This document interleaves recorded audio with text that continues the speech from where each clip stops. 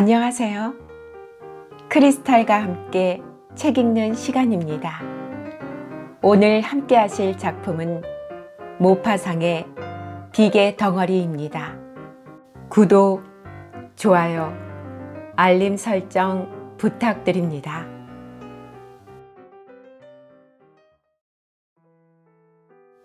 모두들 피곤했기 때문에 저녁 식사를 끝내자 곧 잠자리에 들었다. 그러나 루아조는 여러 가지를 관찰해 온 터라 아내를 잠자리에 들게 하고는 열쇠 구멍에 눈을 갖다 댔다 귀를 갖다 댔다 하면서 그가 복도의 비밀이라고 이름 붙인 그것을 알아내려고 노력했다. 1시간쯤 지나자 가볍게 스치는 소리가 들려서 그는 재빨리 밖을 보았다. 흰 레이스로 가장자리를 두른 파란 화장복을 입어 더욱 뚱뚱해 보이는 불드 시프가 보였다. 그녀는 손으로 촛대를 들고 복도 맨 끝에 굵다란 번호가 있는 곳으로 걸어가고 있었다. 그러자 곁에 있는 문이 반쯤 열리고 몇 분인가 있다가 그녀가 다시 돌아올 때는 멜빵을 한 코르뉴대가 그 뒤를 따랐다. 그들은 나지막한 소리로 말을 하다가는 걸음을 멈추었다. 불드 시프는 자기 방 문을 힘껏 막고 있는 것 같았다. 루아조는 불행하게도 말은 엿듣지 못했으나 마지막에 그들이 언성을 높였기 때문에 몇 마디 주워들을 수 있었다. 코르뉴대가 성급하게 고집을 부렸다. 그가 이렇게 말했다. 이봐, 당신 바보로군. 그게 당신과 무슨 상관이란 말이야? 그녀는 붕괴한 듯이 대답했다. 안 돼요. 그런 짓을 할 수 없는 때가 있어요. 게다가 여기서는 수치스러운 일이 될 거예요. 그는 조금도 이해하지 못하는 것 같았다. 그래서 이유를 물었다. 그러자 그녀가 화를 내면서 큰 소리로 말했다. 왜라니요? 그 이유를 모른다고요? 어쩌면 프로이센이 이 집에 옆방에 있을지도 모르잖아요. 그는 가만히 있었다. 저기 가까이 있는 데에서 절대로 애무를 받지 않겠다는 이 애국심 강한 창녀의 태도가 꺼져가는 그의 위험성을 일깨웠는지 그는 단순히 포옹만 하고서는 조용히 자기 방으로 돌아갔다. 매우 흥분이 된 루아조는 열쇠 구멍에서 떨어져 자기 방에서 껑충껑충 뛰었다. 그러고는 마드라스 산 직물을 걸치고 아내의 딱딱한 몸뚱이가 누워있는 시트를 들쳤다. 그는 여보, 나를 사랑하오 하고 속삭이면서 키스하여 그녀를 깨웠다. 온 집안이 조용해졌다. 그런데 곧 어디선가 지하실인지 곳간인지 정확히 알 수 없는 방향에서 세차고 단조롭게 규칙적으로 코 고는 소리가 들려왔는데 그것은 압력으로 보일러가 진동하는 듯한 둔하고 오래 끄는 소리였다. 폴랑비 씨가 자고 있는 것이었다. 다음 날 아침 8시에 출발하기로 결정되었기 때문에 모두들 식당에 모였다. 그러나 마차는 비마귀용 덮개에 온통 눈을 뒤집어 쓴 채 말도 마부도 없이 마당 한가운데에 놓여 있었다. 외양간으로 사료 창고로 마차간으로 돌아다니면서 마부를 찾아보았으나 그는 어디에도 없었다. 그래서 남자들은 모두 마을을 돌아다니며 그를 찾아보기로 하고 밖으로 나갔다. 그들이 광장에 나가서 보니 광장 안쪽으로는 교회가 있었고 양쪽으로는 프로이센 병정들의 모습이 보이는 낮은 집들이 있었다. 맨 처음에 눈에 띈 병정은 감자 껍질을 벗기고 있었다. 좀 더 떨어져 있는 두 번째 병정은 우는 아기를 안아 무릎 위에다 놓고 흔들어 달래느라 애쓰고 있었다. 남편들을 전투부대에 보낸 뚱뚱한 촌부들은 고분고분한 정복자들에게 손짓 발짓으로 해야 할 일을 지시하고 있었다. 이를테면 장작을 팬다든지 빵을 수프에 적신다든지 커피를 빻는 일이었다. 그들 중에는 손발을 전혀 쓰지 못하는 주인 노파의 속옷까지 빨아주는 사람도 있었다. 백작은 놀라서 주교관에서 나오는 늙은 교회지기에게 물었다. 그러자 노인은 이렇게 말했다. 저 사람들은 나쁜 사람들이 아니에요. 브로이센 사람들이 아니라고 하더군요. 어딘지는 잘 모르겠지만 더 먼 곳에서 온 사람들이래요. 그들은 모두 고향에 저 자식을 남겨두고 왔다는군요. 그러니 전쟁이 좋을 리가 없지요. 분명 그쪽에서도 남자들을 보내놓고 나서 울고 있을 거예요. 여기는 지금으로서는 아직 그렇게 불행하지 않아요. 그들이 못되게 굴지도 않고 또 자기네 집에 있는 것처럼 일도 해주니까요. 불쌍한 사람들끼리 서로 도와야지요. 전쟁을 하는 것은 높은 사람들이니까요.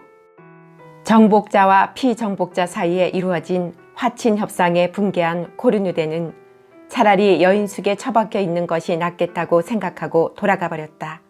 루아조가 우스갯소리를 한마디 했다. 그들이 다시 식민을 하고 있군. 칼의 라마동 씨가 신중하게 말했다. 그들이 속죄를 하고 있는 거지요. 그런데 마부는 찾지 못했다. 그러다가 드디어 마을의 술집에서 장교의 당번병과 다정하게 식탁에 앉아있는 마부를 찾았다. 백작이 따지듯이 물었다. 8시에 말을 매라는 지시를 하지 않았나?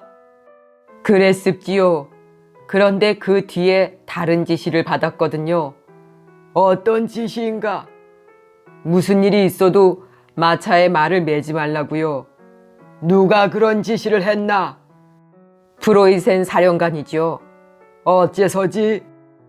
저는 아무것도 모릅니다. 가서 물어보세요. 저는 말을 매지 말라고 해서 매지 않은 것뿐이에요. 그 사람이 당신에게 직접 말했나?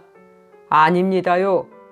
여인숙 주인이 그의 지시라면서 전해주었지요. 그게 언제인가? 어제 저녁에 제가 잠을 자려고 할 때였죠. 세 남자는 몹시 불안한 마음으로 돌아왔다. 그들은 폴랑비 씨를 만나려고 했다. 그러나 천식 때문에 10시 이전에는 결코 일어나지 않을 거라고 하녀가 일러주었다. 그는 불이 났을 경우를 제외하고는 10시 이전에는 절대로 깨우지 못하게 했던 것이다. 그들은 이번에는 장교를 만나려고 했다. 그러나 그는 여인숙에 묻고 있기는 했지만 그것은 절대로 불가능한 일이었다. 민간인의 일에 대해서는 폴랑비 씨만이 그에게 말을 할 수 있도록 허용되어 있었기 때문이다. 그래서 할 수 없이 사람들은 기다렸다. 여자들은 자기 방으로 다시 올라가서는 재미없는 일들로 시간을 보냈다. 코르누데는 커다란 불꽃이 타오르고 있는 부엌의 높다란 벽난로 아래에 앉아 있었다. 그는 그곳으로 카페에 작은 탁자와 맥주를 가져오게 하고 파이프를 꺼냈다. 민주주의자들 사이에서는 그에게 경의를 표하는 것만큼이나 그 파이프에도 경의를 표했는데 그것은 마치 파이프가 코르누데에게 소용됨으로써 조국의 봉사라도 하는 것처럼 보였다. 그것은 근사하게 손때가 묻은 훌륭한 해포석 파이프로 주인의 치아처럼 새까맣지만 향기가 나고 구부러지고 빛이 나고 그의 손에서 길이 들어서 그의 용모를 뒷받침해주고 있었다. 그는 꼼짝도 하지 않고 어떤 때는 벽난로의 불꽃에 또 어떤 때는 맥주컵 위의 거품에 시선을 고정시키고 있었다. 술을 마실 때마다 그는 만족스러운 표정으로 기름 바른 긴 머리카락으로 그의 길고 마른 손가락들을 가져갔고 그러는 동안 가장자리에 거품이 묻어있는 코 밑 수염을 빨아들이는 것이었다. 루아조는 저린 다리를 푼다는 구실로 그 마을의 주류 소매 상인들에게 포도주를 팔러 갔다. 백작과 공장 주인은 정치 이야기를 하기 시작했다. 그들은 프랑스의 미래를 점치고 있었다. 한 사람은 오를레앙 당의 존재를 믿고 있었고 다른 한 사람은 미지의 구원자, 모든 것이 절망에 처했을 때 나타나는 영웅을 믿고 있었다. 혹시 뒤 게클랭이나 잔다르크 같은 사람이 아닐까? 황태자가 그토록 어리지만 않았다면 코르누데는 그런 말을 들으면서 운명의 말을 알고 있는 사람처럼 미소를 지었다. 그의 파이프는 부엌에 향기를 뿜었다. 시계가 10시를 가리키자 폴랑비 씨가 나타났다. 즉시 그에게 질문을 퍼부었다. 그러나 그는 2번, 3번 똑같은 말만 되풀이할 뿐이었다. 장교가 내게 이렇게 말하더군요. 폴랑비 씨, 내일 이 여행자들의 마차에 말을 매지 못하도록 하시오. 그들은 내 명령 없이는 떠나지 못하오. 알았소? 라고요. 그뿐이에요. 그래서 그들은 장교를 면회하려고 했다. 백작이 그에게 자기 명함을 보냈는데 카레 라마동 씨는 그 명함에다 자기의 이름과 모든 직함을 덧붙였다. 프로이센 장교는 자기가 점심을 먹고 나서 1시경에 이 2사람의 면담을 허락한다고 회답을 보냈다. 부인들이 나타나서 불안스럽기는 했지만 조금씩 식사를 했다. 불드시프는 병이 난 듯 했고 매우 당황해하는 것 같았다. 커피를 마시고 났을 때 당번병이 그 신사들을 부르러 왔다. 루아조는 이 2사람과 같이 가기로 했다. 그들은 거동의 한층 장중함을 나타내기 위해서 코르누데를 데리고 가려고 애썼으나 그는 독일인과는 아무런 관계도 갖고 싶지 않다고 거칠게 말했다. 그리고 맥주를 한 병 더 주문하고는 벽난로 곁에 자기 자리로 돌아갔다. 3사람은 2층으로 올라가 여인숙에서 가장 좋은 방으로 안내되었다. 장교는 안락의자에 기대어 앉아 벽난로 위에다 발을 올려놓고 긴 사기 파이프로 담배를 피우고 있었다. 그는 화려한 실내복으로 몸을 감싸고 있었는데 그것은 아마 저속한 취미를 가진 어떤 부르주아의 빈집에서 훔친 것이 분명했다. 그는 일어서지도 않았고 그들에게 인사도 하지 않았으며 쳐다보지도 않았다. 그는 승리한 군인에게서 의례 볼 수 있는 비열한 짓의 역력한 일면을 보이고 있는 것이었다. 한참 만에 그가 이렇게 말했다. 무슨 일이오? 백작이 말했다. 우린 떠나고 싶습니다. 안 돼요. 안 되는 이유를 말씀해 주시겠습니까? 내가 그러고 싶지 않기 때문이요. 총사령관께서 우리에게 DF에 도착할 수 있는 출발 허가증을 내주셨다는 것을 신중하게 생각해 주셨으면 합니다. 그리고 우리는 이런 가혹한 조치를 받을 만한 일을 전혀 하지 않았다고 생각합니다. 내가 그러고 싶지 않은 거요. 그뿐이요. 내려들 가시오. 3사람은 모두 더 이상 아무 말도 하지 못한 채 몸을 굽혀 인사하고 물러나왔다. 비참한 오후였다. 독일인의 변덕을 도대체 이해할 수가 없었다. 아주 이상한 생각들로 머리가 혼란스러워졌다. 사람들은 전부 부엌에 모여 그럴듯하지 않은 일들을 상상하면서 한없이 의견을 교환했다. 어쩌면 인질로 잡아두려는 것인지도 모른다. 그러나 무슨 목적으로? 그러면 포로로 데려가려는 것일까? 아니면 막대한 몸값을 요구하려는 것은 아닐까? 이런 생각이 들자 공포가 그들을 미칠 듯하게 만들었다. 가장 돈이 많은 사람이 가장 두려워했다. 그들은 목숨을 다시 사기 위해서 이 무례한 군인의 2손에 금화가 가득 든 자루를 쏟아부어야 하는 자신의 강요당한 모습이 눈에 선했다. 그들은 자기의 재산을 숨기고 가장 가난한 사람으로 믿게 하기 위해 둘러댈 만한 거짓말을 찾아내려고 머리를 굴렸다.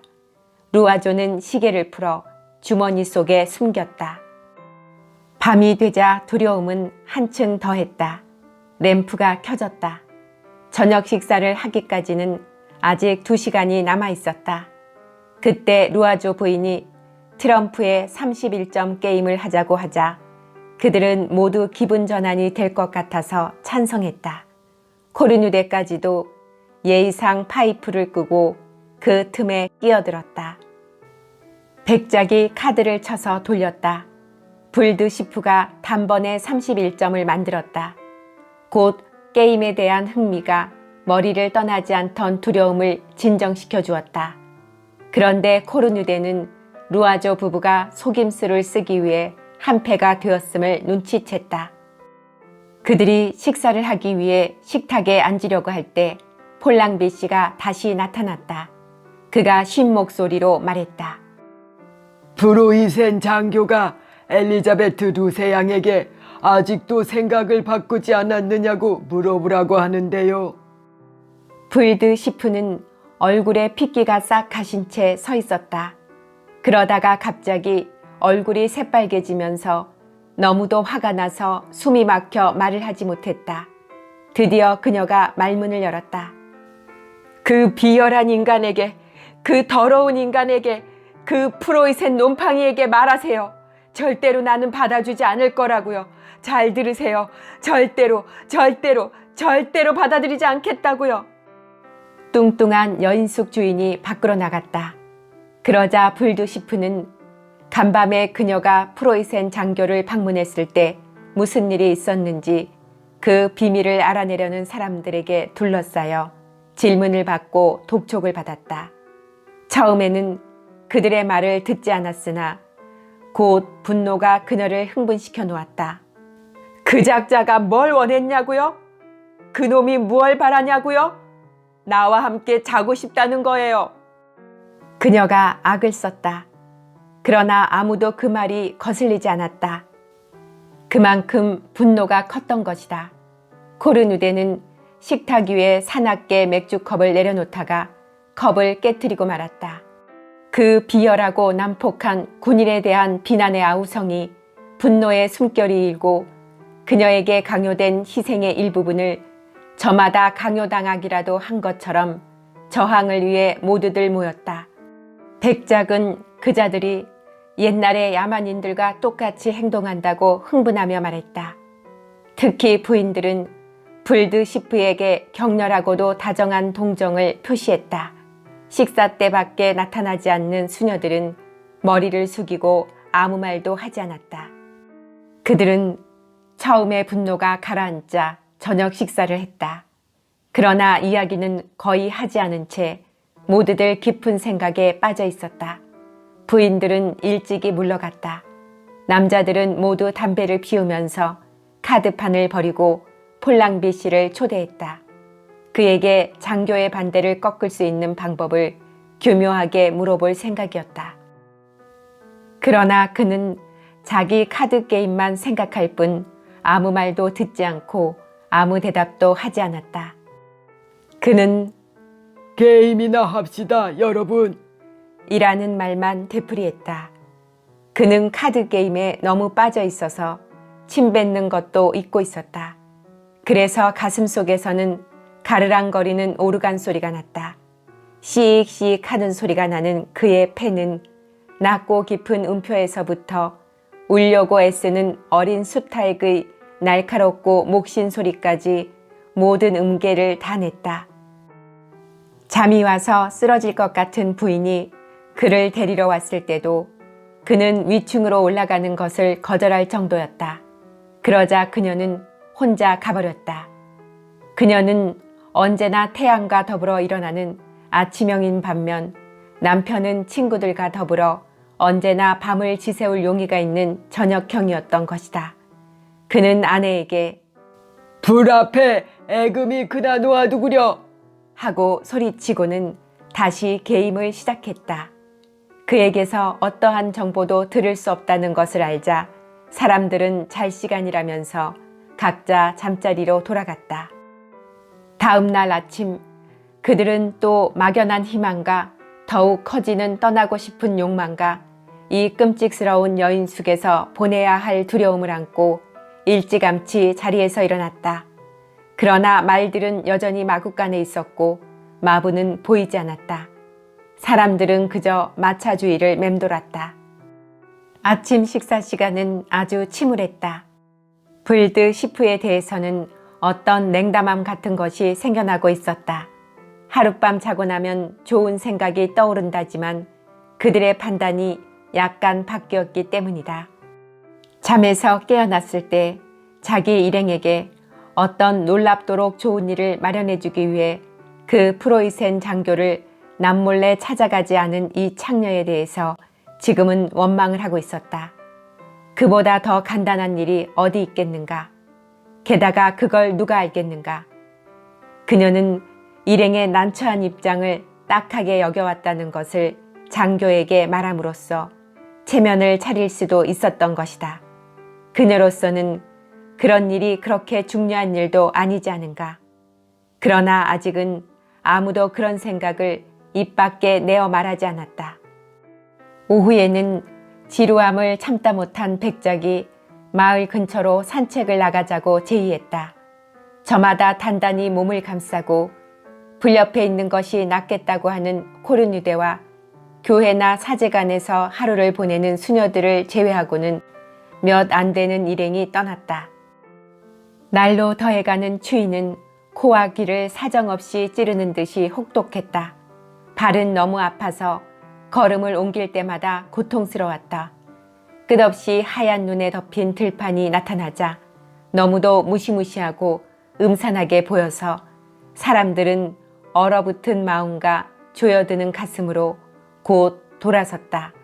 네 여자는 앞에서 걸어갔고 세 남자는 약간 떨어져서 걸었다. 상황을 이해하고 있는 루아조가 갑자기 저 장녀가 언제까지 우리를 이런 곳에 남아있게 할 셈일까요? 하고 물었다. 여전히 정중한 백작이 한 여자에게 그토록 괴로운 희생을 강요할 수는 없는 것이니 그녀 자신이 결정해야 할 일이라고 말했다. 카레 라마동 씨는 만일 프랑스군이 문제가 되고 있는 것처럼 디에프를 거쳐 공격적인 복귀를 하고 있다면 조우전은 토트에서 벌어질 수밖에 없다는 것을 주지시켰다. 이 심사숙고한 말이 다른 두 사람을 불안하게 만들었다. 걸어서 도망가는 게 어떨까요? 루아조가 말했다. 백작이 어깨를 으쓱했다. 이 눈 속에 여자들을 데리고 그런 생각을 할 수 있어? 그리고 우리는 곧 추격을 당해 10분도 못 돼서 다시 붙잡힐 거예요. 그리고는 포로가 되어 다시 돌아올 겁니다. 그건 사실이었다. 모두들 입을 다물었다. 부인들은 몸치장에 관한 이야기를 했으나 어쩐지 거북하고 어울리지 않는 것 같았다. 갑자기 길 끄트머리에서 장교가 나타났다. 지평선의 끝을 이루는 눈 위에 군복을 입은 키가 크고 잘록한 허리의 옆모습이 나타났다. 그는 무릎을 벌리고 애써 정성 들여 칠을 한 장화를 더럽히지 않으려는 군인들의 그 독특한 동작으로 걸어오고 있었다. 그는 부인들의 곁을 지나면서 고개를 숙여 가볍게 인사했다. 그러나 모자를 벗지 않았을 뿐만 아니라 위험을 지니고 있는 남자들을 멸시하듯 바라보았다. 불드시프는 귀까지 빨개졌다. 결혼한 세 여자는 그 군인이 그렇게 무례하게 대했던 이 창녀와 함께 있는 것을 그에게 보이게 된 것에 심한 모욕감을 느꼈다. 그래서 사람들은 그에 대해서, 그의 모습, 얼굴에 대해서 말했다. 장교들을 많이 알고 있고 전문적인 안목으로 그들을 판단하는 카레 라마동 부인은 그 장교를 결코 나쁘게는 생각하지 않았다. 그녀는 그가 프랑스 사람이 아니라는 것을 안타깝게 여기기까지 했다. 그는 분명 모든 여자들이 매우 좋아할 만한 강하고 멋진 경기병일 수 있기 때문이라는 것이다. 일단 돌아오니 무엇부터 해야 할지 몰랐다. 대수롭지 않은 일에도 귀에 거슬리는 말들이 오가기까지 했다. 저녁 식사는 조용히 빨리 끝났다. 모두 잠자리에 들려고 올라갔고 시간을 보내기 위해 잠이 들기를 바랐다. 다음 날 피곤한 얼굴과 짜증스러운 마음으로 내려왔다. 여자들은 불드시프에게는 거의 말을 건네지 않았다. 종이 울렸다. 영세를 위한 것이었다. 뚱뚱한 창녀에게는 이부토의 농부집에서 기르고 있는 어린아이가 한 명 있었다. 그녀는 그 애를 1년에 한 번도 만나지 않았고 생각해 본 적도 없었다. 그런데 지금 영세를 받으려고 하자 아이에 대한 생각이, 자기 아이에 대한 갑작스럽고도 격렬한 애정이 마음속에서 일어났다. 그녀는 반드시 이 의식에 참석하고 싶었다. 그녀가 떠나자마자 사람들은 모두 서로를 쳐다보며 의자를 바짝 끌어당겼다. 드디어 어떤 결정을 내릴 때라고 생각했기 때문이다. 루아조가 기발한 생각을 해냈다. 즉, 불드시프만을 남겨놓고 다른 사람들은 떠나게 해달라고 장교에게 제안해보자는 것이었다. 폴랑비 씨가 다시 심부름을 맡았으나 그는 곧 내려왔다. 독일인은 인간의 본성을 잘 알고 있었으므로 그를 내쫓아버렸던 것이다. 그는 자기 욕망이 채워지지 않는 한 사람들을 모두 붙잡아 두겠노라고 말했던 것이다. 그러자 루아조 부인의 그 상스러운 기질이 드러났다. 우리가 이곳에서 늙어 죽을 수는 없어요. 그 장녀는 모든 남자들과 그 짓을 하는 게 직업이니까 이 사람 저 사람 가릴 권리가 없다고 생각해요. 루앙에서는 만나는 사람마다 마부까지도 받아들였다는 거예요. 정말 놀랄 일이지 뭐예요. 네, 부인, 군청의 마부 말이에요. 그 자를 잘 알지요. 우리 집에서 술을 사갔거든요. 지금 우리가 이 공경에서 벗어나느냐 하는 것이 문제인데 얌전을 빼고 있으니 그 풋내기가 말이에요. 나는 그 장교가 예의를 갖추었다고 생각해요. 그 사람은 오래전부터 여자를 가까이 하지 못했을 거예요. 그는 여기 있는 우리 세 사람이 더 마음에 들었을는지도 모르지요. 그러나 그는 모든 사람에게 몸을 맡기는 여자로 만족하게 생각한 거예요. 그는 유부녀를 존중하는 사람입니다. 생각해 보세요. 그는 지배자예요. 내가 원한다 라고 말하면 그만인 거예요. 그리고 자기 병정들과 함께 강제로 우리를 겁탈할 수도 있는 거라고요. 두 여자가 흠칫 몸을 떨었다. 예쁜 카레 라마동 부인의 눈에서 두려움의 빛이 스쳤다. 마치 자기가 장교에게 강제로 겁탈을 당한 것 같은 생각이 들어 얼굴이 약간 창백해졌다. 따로 의견을 나누던 남자들이 다가왔다. 미친 듯이 성이 난 루아조는 그 하찮은 여자의 손발을 묶어 적에게 넘겨주자고 했다. 그러나 3대에 걸쳐 대사를 지낸 가문 출신인데다 외교관 기질을 타고난 백작은 수완이 좋은 사람이었다. 그 여자 스스로 결정하도록 해야지요. 라고 그가 말했다. 그래서 사람들은 음모를 꾸미기 시작했다. 여자들은 서로 다가가서 낮은 목소리로 말했다. 의논이 전체적으로 이루어져 저마다 자기 의견을 말했다. 뿐만 아니라 그것은 매우 예의 바른 것이었다. 특히 부인들은 가장 외설스러운 것을 말하는 데에서는 세련된 어법과 매혹적이고도 미묘한 표현을 찾아냈다. 제3자는 전혀 이해할 수 없을 만큼 신중하게 말하고 있었다. 그러나 사교계의 모든 부인들이 가리고 있는 정숙이라는 얇은 베일은 단지 표면만을 덮고 있었기 때문에 그녀들은 이런 외설스러운 뜻밖의 일에 활짝 웃음을 짓고 사실은 천성에도 맞아 무척 즐거워하고 있었다. 다른 사람의 저녁밥을 준비하고 있는 식도락을 즐기는 요리사의 관능으로 그들은 사랑을 요리하고 있었다. 즐거움은 고조되어 갔다. 그래서 마지막에 가서는 이야기가 재미있게 여겨졌다. 그들은 즐거워했다. 루아조는 자기 차례가 되자 더욱 믿기지 않는 음탕한 말을 했으나 아무도 기분 상한 사람이 없었다. 그의 아내가 그 창녀는 모든 남자들과 그 짓을 하는 게 직업이니까 이 사람 저 사람 가릴 권리가 없다고 생각해요 하고 노골적으로 표현했던 그 생각이 모두의 머리를 지배하고 있었던 것이다. 아름다운 카레 라마동 부인은 자기 같으면 다른 사람보다 그 장교를 선택하겠다는 생각까지 하는 것 같았다. 요새를 포위하듯 모두들 한동안 포위태세를 갖추었다. 각자가 맡아야 할 역할, 뒷받침해야 할 논법, 실행해야 할 술책 등을 결정지었다. 그 살아있는 성체를 자기 품 안에 받아들이도록 강습하기 위해서 공격의 계획과 사용해야 할 계략을 결정했다. 그러나 코르뉴데는 따로 떨어져서 이 일에는 전혀 관심이 없었다. 그들은 너무 한 곳에 정신을 집중하고 있었기 때문에 불드시프가 들어오는 소리도 듣지 못했다. 그러나 백작이 조그만 소리로 쉿 하자 모두 눈을 돌렸다. 그녀가 거기 와 있었다. 갑자기 입들을 다물었다.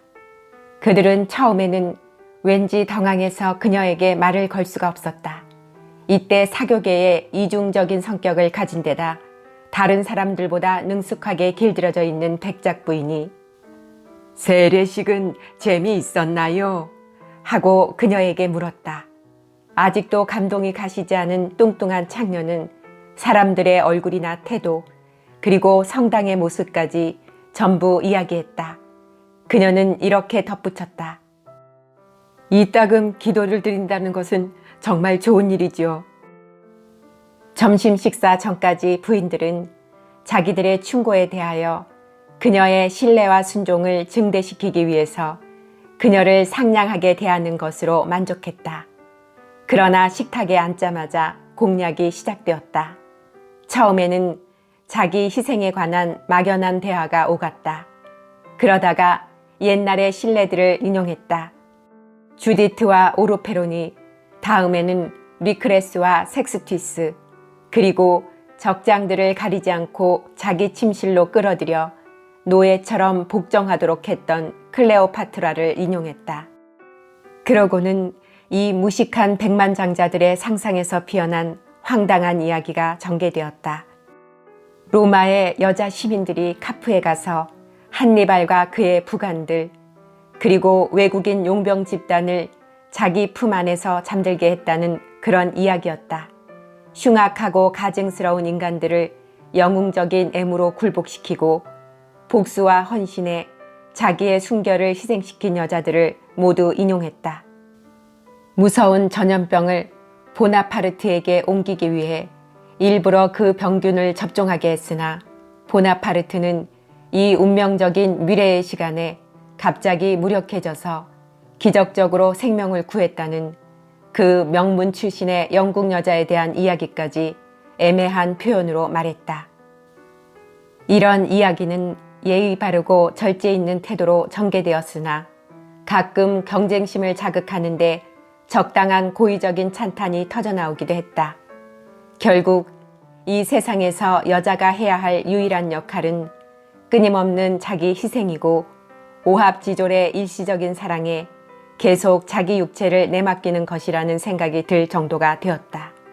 두 수녀는 깊은 생각에 잠겨 이들의 말을 전혀 듣고 있지 않는 것 같았다. 불드시프는 아무 말이 없었다. 그들은 오후 내내 그녀가 생각하도록 내버려 두었다. 그러나 여태까지 그랬던 것처럼 그녀를 부인이라 하지 않고 아가씨라고 불렀다. 아무도 그 이유를 분명하게 알지는 못했으나 이미 그녀가 올라갔던 존경의 자리에서 한 단계 내려가도록 해서 그녀에게 수치스러운 자기 처지를 깨닫게 해주고 싶었던 것 같았다. 수프가 나왔을 때 폴랑비 씨가 다시 나타나 전날 했던 말을 또다시 했다. 프로이센 장교가 엘리자베트 루세 양에게 아직도 생각을 바꾸지 않았느냐고 물어보라고 하더군요. 불드시프는 퉁명스럽게 대답했다. 그래요, 바꾸지 않았어요. 저녁 식사 때에는 공동 모의가 시들해졌다. 루아조는 어색한 말을 서너 마디 했다. 저마다 새로운 예를 찾으려고 했으나 헛수고였다. 그때 백작 부인이 미리 생각한 것은 아니었겠지만 종교의 경의를 표하고 싶은 막연한 욕구를 느끼고 나이 많은 수녀에게 성인들의 생애에서 위대한 업적에 관한 것을 물었다. 그런데 많은 성인들이 우리 눈에는 죄악으로 여겨지는 행동들을 저질렀다. 그러나 그런 행위들이 신의 영광을 위해서나 이웃의 이익을 위해서 실행되었을 때 교회는 그 대죄들을 쉽게 용서했던 것이다. 그것은 유력한 논법이었다. 백작 부인은 그것을 이용했다. 그러자 성직자의 옷을 입은 사람이면 누구나 갖고 있는 뛰어난 무언의 이해에서였는지 분명치 않은 친절에서였는지 또한 단순히 행복한 무지의 소치이거나 기꺼이 돕는 어리석음의 결과였는지 그 늙은 수녀는 이 음모에 뛰어난 뒷받침을 했다. 그녀를 소심한 사람으로 생각했는데 그녀는 대담하고 수다스럽고 과격한 자신의 모습을 나타냈다. 그녀는 궤변으로 혼란에 빠지지 않았다. 그녀의 주인은 철석 같았고 신앙은 결코 주저하는 법이 없었으며 그녀의 양심에는 조금도 의구심이 없었다. 그녀는 아브라함의 희생을 아주 쉬운 일처럼 생각했다. 그래서 자신은 자기보다 높은 지위에 있는 사람의 명령은 부모를 죽이는 일조차도 받아들일 수 있다고 생각했다. 그녀의 의견으로는 의도가 칭찬할 만한 것이라면 무슨 일을 하더라도 주님의 마음에 들지 않는 건 없다는 것이었다. 백작 부인은 생각지도 않은 이 공범자의 신성한 권유를 이용하여 목적은 수단을 정당화한다라는 도덕적 격언을 사람을 감화시키는 설명으로 말하게끔 했다. 백작 부인이 물었다. 그렇다면 수녀님, 동기가 순수하다면 하느님은 어떤 수단이라도 받아들이시고 또한 행위를 용서하신다고 믿으시나요? 누가 그것을 의심할 수 있겠어요, 부인? 그 자체로는 비난받을 만한 행위라도 그것을 하게끔 한 생각에 따라서는 흔히 찬양할 만한 일이 되지요. 수녀들은 그렇게 신의 의지를 간파해내고 그의 판결을 예측하며 사실은 신과 별로 관계없는 일을 신과 관련시키면서 이야기를 계속해 나갔다. 그들의 의도는 이렇게 교묘하고 신중하게 덮어 감추어졌다. 그러나 두 권을 쓴 성녀의 이야기는 창녀의 화가 치미는 저항에 구멍을 뚫어 놓았다. 그러고 나서는 이야기가 약간 벗어나서 묵주를 늘어뜨린 그 여인은 자기 교단의 수녀원에 대해서, 수녀 원장에 대해서, 자기 자신에 대해서, 그리고 곁에 있는 예쁜 수녀 생리 세포르에 대해서 말했다. 그들은 천연두에 걸린 수백 명의 병사들이 수용되어 있는 르아부르 병원으로 간호를 위해 불려가는 중이었다. 그녀는 그 비참한 사람들의 모습을 묘사했고 그들의 병에 대해 상세히 말했다. 그 프로이센 장교의 갑작스러운 변덕으로 도중에서 붙들려 있는 동안에도 어쩌면 자기네들이 구해낼 수 있을지 모르는 수많은 프랑스 병사들이 죽어가고 있을지도 모르지 않는가. 군인들을 간호하는 것이 그녀가 해야 할 일이었다. 그녀는 크리미아, 이탈리아, 오스트리아에도 간 적이 있었다.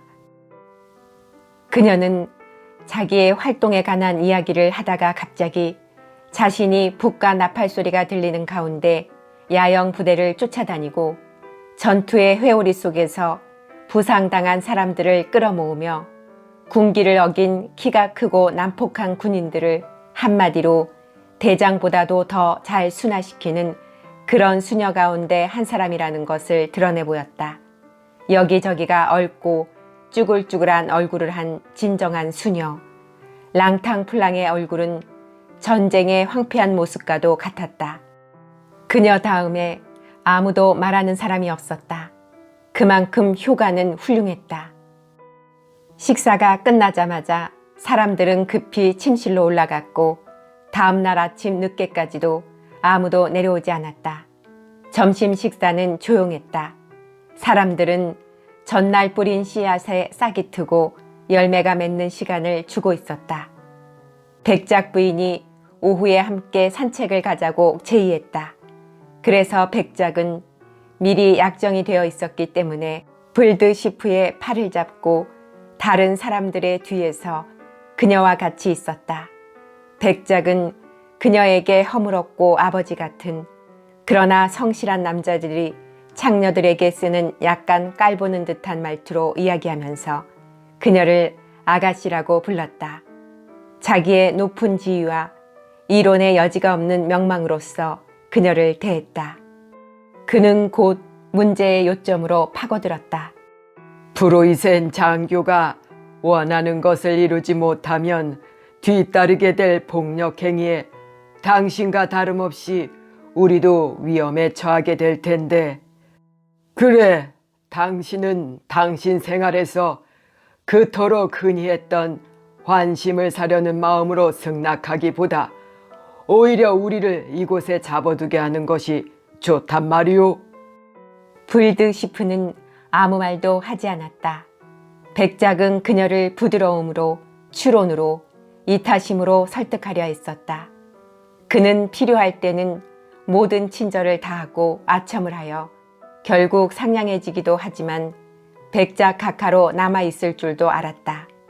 그녀가 자기들에게 해줄 수 있는 봉사를 찬양하고 자기들이 고마워할 것에 대해서도 이야기했다. 그러다가 갑자기 쾌활하고 친근하게 말했다. 그리고 이봐요. 그자는 자기 나라에서는 도저히 만나기 힘든 예쁜 여자를 경험했다고 자랑할지도 모르지 않소. 불드시프는 말없이 일행을 따라갔다. 돌아오자마자 그녀는 자기 방으로 올라가 다시는 내려오지 않았다. 불안은 극도에 달했다. 그녀가 어떻게 하려는 것일까? 만일 그녀가 거절한다면 얼마나 곤란해질 것인가? 저녁 식사 시간을 알리는 종이 울렸다. 사람들은 불안한 마음으로 그녀를 기다렸다. 그런데 폴랑비 씨가 들어와서 루세 양은 몸이 불편하니 먼저 식사를 하라고 알렸다. 모든 사람들은 귀를 곤두세웠다. 백작이 여인숙 주인에게 가까이 다가가서 낮은 소리로 물었다. 됐소? 예. 예의상 백작은 일행에게 아무 말도 하지 않았으나 그저 가볍게 머리를 끄덕여 보였다. 곧 안도의 한숨이 새어나오고 얼굴에는 기쁨의 빛이 나타났다. 루아조가 큰 소리로 말했다. 제기랄! 이 집에 샴페인이라도 있으면 내가 사지!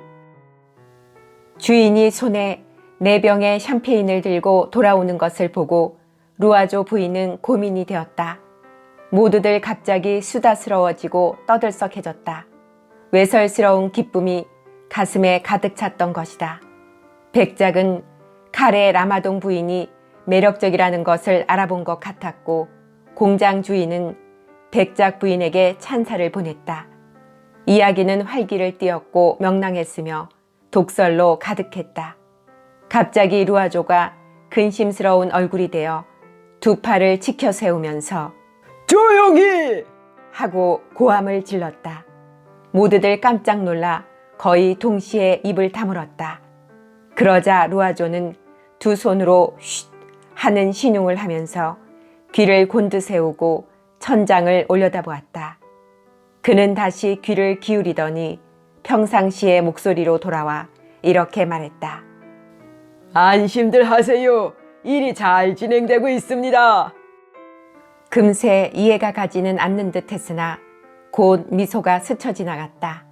15분쯤 지나자 그는 똑같은 익사를 다시 시작했다. 저녁 내내 몇 번이나 그 짓을 되풀이했다. 그는 위층에서 누군가에게 말을 거는 듯한 신용을 하면서 외무사원의 기질에서 얻어낸 이중적인 의미의 충고를 했다. 가끔 한숨을 내쉬고 슬픈 표정을 지으면서 불쌍한 여자 같으니라고 하고 말하는가 하면 화가 난 표정으로 거지 같은 프로이센 놈아 꺼져라 하고 입속으로 중얼거리기도 했다. 가끔 더 이상 그 생각을 하지 않고 있을 때 그는 떨리는 목소리로 몇 번이고 이제 그만하라니까 하고 말했다. 그러고 나서 자기 자신에게 말하듯이 이렇게 덧붙였다. 그녀를 다시 볼 수 있으면 좋으련만 그 비열한 인간이 그녀를 죽이지 않아야 할 텐데. 이런 농담들은 듣기 역겨운 것이었지만 그것을 재미있어 했고 아무도 모욕감을 느끼지 않았다. 왜냐하면 붕괴하는 것도 다른 것과 마찬가지로 환경에 좌우되는 것이며 또한 그들 주위에서 서서히 조성된 분위기는 외설스러운 생각들로 가득 차 있었기 때문이다. 식후에는 여자들까지도 재치 있고 조심스런 암시를 했다. 바라보는 시선들이 빛이 났다. 많이 마셨던 것이다. 카드를 버리는 게임에서조차 무게 있는 고귀한 태도를 잃지 않는 백작은 극지에서 겨울이 끝나고 남쪽으로 향하는 길이 열리는 것을 보는 난파당한 사람들의 기쁨에 관한 좋은 비유를 생각해냈다. 루아조가 손에 샴페인 잔을 들고 일어났다. 우리의 해방을 위해 건배합시다. 모두들 일어서서 그에게 갈채를 보냈다. 두 수녀들까지도 부인들의 권유로 한 번도 맛본 적이 없는 이 거품이 있는 술에 입술을 적셨다. 그녀들은 이것이 레몬 사이다와 비슷하면서도 보다 고급스럽다고 말했다. 루아조가 이 상황을 간략하게 말했다. 피아노가 없어서 가드리유 한 곡 칠 수 없는 것이 유감이군. 카드리유는 네 사람이 추는 무도곡입니다. 코르누데는 한마디도 하지 않았고 전혀 움직이지 않았다. 그는 무척 심각한 생각에 빠져 있는 것처럼 보이기까지 했다. 가끔 화가 난 것처럼 손짓으로 자기의 긴 수염을 더 길게 늘이려는 듯이 잡아당겼다. 드디어 자정이 가까워져서 사람들이 흩어지려고 할 때 비틀거리던 루아조가 갑자기 코르누데의 배를 치면서 알아듣기 힘들 정도로 빠르게 말했다. 오늘 밤은 웃기시지 않는군요. 왜 아무 말도 없지요, 동지? 그러자 코르누데가 고개를 쳐들더니 무섭게 번쩍이는 시선으로 그 자리에 있는 사람들을 노려보았다. 여러분, 모두에게 말하겠는데 당신들은 비열한 짓을 저질렀단 말이오. 그는 일어나 문이 있는 데로 가서 다시 한번 비열한 짓을 하고는 나가버렸다. 그들은 처음에는 그 말에 충격을 받았다. 루아조는 잠시 말문이 막혀 멍청하게 서 있었지만 다시 침착성을 되찾아 갑자기 자지러지게 웃으면서 이런 말을 되풀이했다. 그건 시다네. 여보게, 그건 너무 시여. 이솝우화에 나오는 말로 여우가 따먹을 수 없는 포도를 보고 분한 마음에 덜 익어서 너무 시어 먹을 수 없다고 한 말을 인용한 것이다. 사람들이 이해하지 못하자 그는 복도의 비밀을 이야기해 주었다. 그러자 더 큰 즐거움이 다시 이어졌다. 부인들은 미칠 듯이 재미있어 했다. 백작과 카레 라마동 씨는 너무 웃어서 눈물이 났다. 그들은 믿을 수가 없었다. 뭐라고? 확실해요? 그 사람이 그랬다는 것이? 내가 보았다니까요. 그래, 그녀가 거절했단 말이지요. 그 프로이센 장교가 옆방에 있었기 때문이었죠. 그럴 수 있을까요? 맹세한다니까요. 백작은 숨이 찼다. 공장 주인은 두 손으로 배를 눌렀다. 루아조는 말을 계속했다. 모두 아셨겠지만 오늘 밤 그는 그 여자의 일을 재미있게 생각하지 않았단 말이에요. 전혀 아니었지요. 세 사람은 모두 배가 아프고 숨이 가빴으나 기침까지 해가면서 다시 웃기 시작했다. 그리고 사람들은 헤어졌다. 쐐기풀 같은 성질을 가진 루아조 부인은 잠자리에 누울 때 남편에게 그 자그마한 시침대기 카레 라마동 부인이 저녁 내내 씁쓸하게 웃고 있었다고 일러주었다. 여자들이란 군복 입은 남자에게 홀딱 반하면 프랑스 사람이건 브로이센 사람이건 상관 않는단 말이에요. 한심한 일이라고요.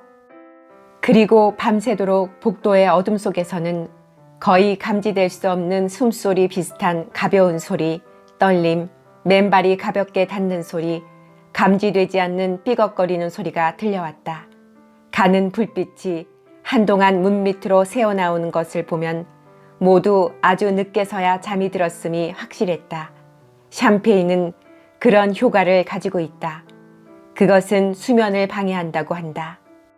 다음 날은 투명한 겨울의 태양이 흰눈을 눈부시게 만들었다. 드디어 말이 메어진 합승마차가 문 앞에서 기다리고 있었다. 그러는 동안 한때의 흰 비둘기가 무성한 깃털 속에서 머리를 뒤로 젖혀 가슴을 앞으로 내밀고 한가운데에 검은 점이 있는 장밋빛 눈을 반짝이며 6마리 말의 다리 사이로 이리저리 돌아다니면서 김이 나는 말똥을 파헤쳐가며 먹이를 찾고 있었다. 마부는 양가죽으로 몸을 감싸고 마부석 위에서 담배를 피우고 있었다. 기쁨에 넘친 여행객들은 모두 나머지 여행을 위해 서둘러 음식물을 싸고 있었다. 그들은 불드시프를 기다리고 있었다. 그녀가 나타났다.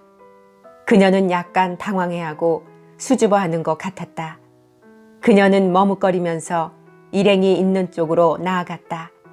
일행은 모두 똑같은 동작으로 마치 그녀를 못 본 것처럼 얼굴을 돌렸다.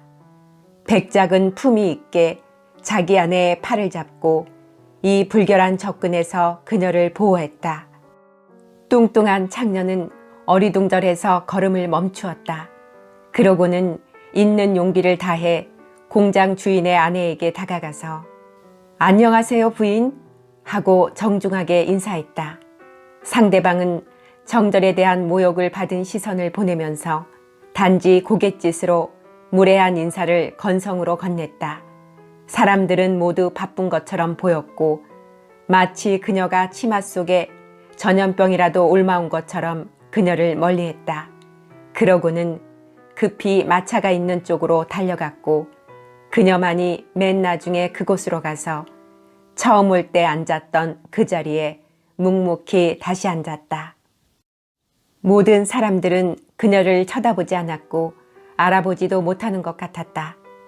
루아조 부인은 멀리서 몹시 분개한 듯한 그녀를 쳐다보면서 자기 남편에게 낮은 소리로 말했다. 저 여자 곁에 있지 않은 것이 다행이에요. 묵직한 마차가 움직이고 여행이 다시 시작되었다. 처음에는 누구도 이야기를 꺼내지 않았다. 불드시프는 도저히 눈을 들지 못했다. 그와 동시에 그녀는 곁에 있는 모든 사람들에게 분노를 느꼈고 그들이 위선적으로 자신을 그 프로이센 장교의 품 안으로 내던져서 그의 애무로 자기의 몸을 더럽히고 굴복했다는 것에 모욕감을 느꼈다. 백작 부인이 칼의 라마동 부인 쪽으로 몸을 돌려 드디어 이 견디기 힘든 침묵을 깨뜨렸다. 데트렐 부인을 아시지요? 네, 제 친구인걸요. 무척 매력적인 여자예요. 매력적이지요. 성격도 훌륭한 데다 아는 것도 많고 모든 것이 예술적이에요. 황홀할 정도로 노래도 잘 부르고 그림 솜씨도 정말 좋아요. 공장 주인은 백작과 이야기를 나누었다. 유리창이 덜그럭거리는 사이사이에 가끔 배당권 지불기한 프리미엄 만기라는 말들이 들렸다. 잘 닦지도 않은 테이블 위에서 5년 동안이나 문질러 기름때가 묻은 여인숙의 낡은 카드 한 벌을 훔쳐온 루아조는 아내와 같이 배지그놀이를 시작했다. 수녀들은 허리춤에 느리고 있던 긴 묵주를 꺼내 함께 성호를 그었다. 그러고는 갑자기 입술이 빠르게 움직이기 시작하더니 점점 더 빨라지면서 마치 기도 시합이라도 하는 것처럼 분명하지 않은 말들을 계속했다. 그러고는 가끔 성패에 입을 맞추고 성호를 긋고 나서 빠르고도 계속적인 중얼거림을 다시 시작하는 것이었다. 코르누데는 아무 말 없이 생각에 잠겨 있었다. 3시간쯤 길을 달리고 있을 때 루아조는 카드를 한 대 모으면서 시장 한 대 하고 말했다. 그러자 그의 아내가 끈으로 묶은 꾸러미에서 냉동한 송아지 고기 한 조각을 꺼냈다. 그녀는 그것을 얇고 단단한 조각으로 먹기 좋게 자른 뒤 둘이서 먹기 시작했다. 우리도 식사를 할까요? 하고 백작 부인이 말했다. 모두들 동의하자 그녀는 두 부부를 위해 준비한 음식물을 펼쳐놓았다. 그것은 토끼고기 파이가 안에 들어있다는 것을 표시하기 위해서 사기로 만든 토끼를 뚜껑에 매달아 놓은 길쭉한 그릇 속에 들어있었다. 하얀 비계가 불치고기의 거무스름한 살 속에 강줄기처럼 스며있는 맛 좋은 돼지고기도 얇게 썬 다른 고기와 섞여 있었다. 신문지에 싸서 가져온 네모난 그르예르산의 질 좋은 치즈는 미끈거리는 덩어리 위에 잡보라는 글자가 찍혀 있었다. 두 수녀는 마늘 냄새가 나는 둥근 소시지 조각을 펼쳐놓았다. 코르누데는 헐렁한 외투에 매우 큰 주머니 속에 두 손을 한꺼번에 쑤셔 넣더니 한 손으로는 삶은 달걀 4개를, 다른 한 손으로는 빵 한 조각을 꺼냈다. 그는 껍질을 벗겨 발밑의 집 속에 던져버리고는 달걀을 입에 넣어 씹기 시작했다. 그의 텁수룩한 수염위로 노란색의 작은 조각들이 떨어져 마치 그 속에 박힌 것 같았다. 불드시프는 서둘러 나오느라고 당황해서 아무것도 생각할 수가 없었다. 그녀는 분노로 숨이 막히고 화가 치밀어서 태연하게 음식을 먹고 있는 이 사람들을 바라보았다. 처음에는 끓어오르는 분노에 몸을 가눌 수가 없었다. 그래서 목구멍까지 올라온 욕설과 함께 그들이 한 짓을 소리쳐 말하려고 입을 열었다. 그러나 분노로 목이 막혀 말이 나오질 않았다. 아무도 그녀를 바라보지 않았고 그녀에 대해 생각도 하지 않았다. 그녀는 처음에는 자기를 희생시키고 그러고 나서는 마치 불결하고 쓸모없는 물건처럼 자기를 내던진 이 정숙한 파렴치한들의 경멸 속에 자신이 버려져 있는 것을 느꼈다. 그녀는 그들이 개걸스럽게 모조리 먹어치운 맛있는 음식이 가득 들어있던 자기의 커다란 바구니와 젤리를 바른 반지르르한 2마리의 영개, 파이, 배, 4병의 보르도가 생각났다. 그러자 너무 팽팽해서 끊어져 버린 끈처럼 갑자기 분노가 가라앉더니 곧 울음이 치밀었다. 그녀는 온 힘을 다해 어린애처럼 오열을 삼켰다. 그러나 눈물이 솟아올라 눈시울 가장자리에서 반짝이더니 어느새 2줄기의 굵은 눈물이 양볼 위로 흘러내렸다. 이어서 더욱 빠르게 마치 바위에서 스며나오는 물처럼 눈물이 흘러내려 포동포동한 가슴의 곡선 위로 규칙적으로 떨어졌다. 그녀는 사람들이 자기를 바라보지 않기를 바라면서 눈을 똑바로 뜨고 굳어버린 창백한 얼굴로 꼿꼿이 앉아 있었다. 그러나 백작 부인이 그것을 알아차리고 남편에게 몸짓으로 알렸다. 백작은 어쩌란 말이오, 내 잘못이 아니야 라고 말하는 것처럼 어깨를 으쓱했다. 루아조 부인은 말없이 승리의 미소를 짓고는 이렇게 말했다. 부끄러워서 우는 거예요. 두 수녀는 남은 소시지를 종이에 싸더니 다시 기도를 드리기 시작했다.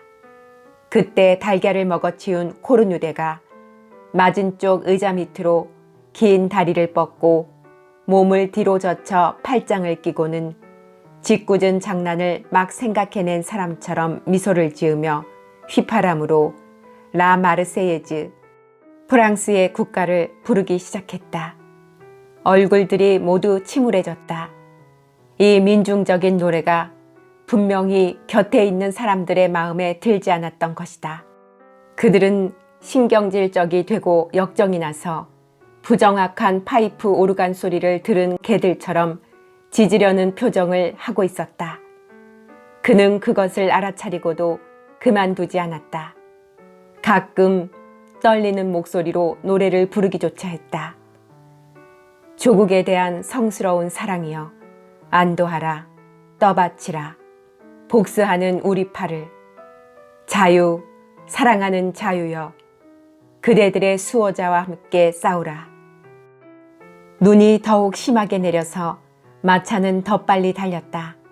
DF까지 침울한 여행의 긴 시간 동안 울퉁불퉁한 길 한복판에서도 밤의 깊은 어둠 속에서도 그는 잔인한 고집으로 단조로운 복수의 휘파람을 계속 불어댔다. 그는 지치고 화가 난 사람들에게 처음부터 끝까지 그 노래를 듣도록 강요했으며 박자마다 그들이 갖다 붙여야 하는 가사 하나하나를 상기하도록 강요했다. 불드시프는 아직도 울고 있었다. 그리고 가끔 견딜 수 없는 흐느낌이 음절과 음절 사이로 어둠 속에서 새어나왔다.